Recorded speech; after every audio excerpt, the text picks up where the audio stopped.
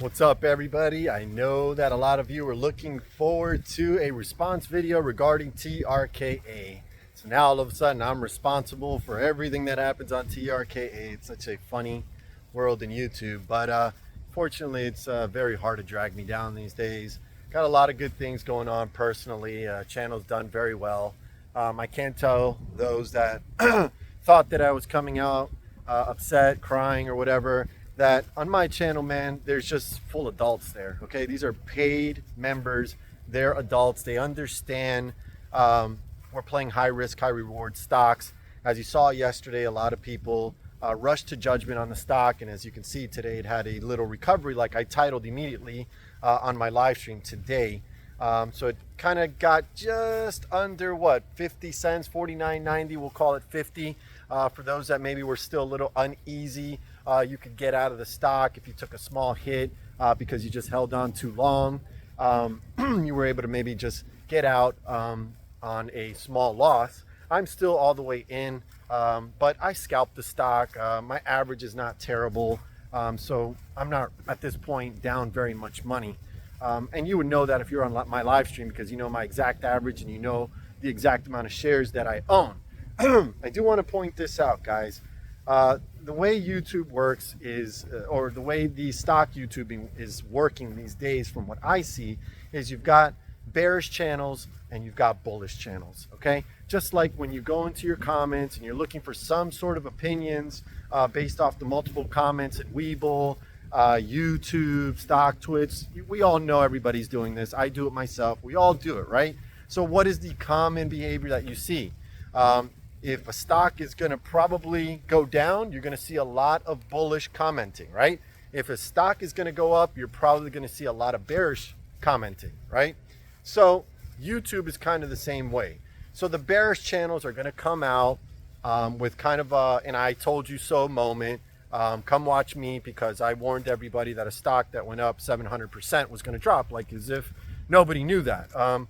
I think lesson number one in the stock market these days, I'm pretty sure everybody should know this. Anything that goes up way, way, way, way high probably has a long way to fall, right? In the case of TRKA, it was the perfect storm yesterday. You had Fed Powell spoke, you had bad moves by the company that are not officially understood right now. I've read, I've watched a lot of different opinions on TRKA. I've read a lot of comments, and it doesn't seem like anybody has a perfect, accurate explanation for TRKA and why it moved all the way to 99 cents yesterday and then dropped somewhere to as low as 26 cents in the after hours. I can tell you this, though. TRKA has been a scary play for only about half a day, because we know in the beginning yesterday, it went on a monster run. Towards the end of the day and in after hours, you got the drop, you got the bearish channels to come out, right? And they poured on the stock, I told you so, so on and so forth. All I'm trying to tell you guys is you got to figure out what kind of content you want to put up in here. That part is up to you. If it's a bearish, pessimistic thought process that you're drawn to, there's channels out there for you, and I encourage you to watch it, because maybe sometimes it does help you to maybe release a play before it goes bad. But on my channel's bullish, okay? If you're bullish about a stock or a play or whatever, I'm the channel for you. If you're bearish, there are other channels out there, as you can see. And it behaves almost the same way as the behavior you see in a lot of comments on all social media, okay? Typically, when a stock is going up, up, up, right, you're gonna get, you're gonna get a lot of bullish. Let's hold, let's go, let's hold to the moon, let's go to 100, all that kind of talk, right? That means you better start being careful with your investment, because they're starting to put out influence, right, in these comment sections to keep you holding. That way, when they drop, you're stuck with the bag, right?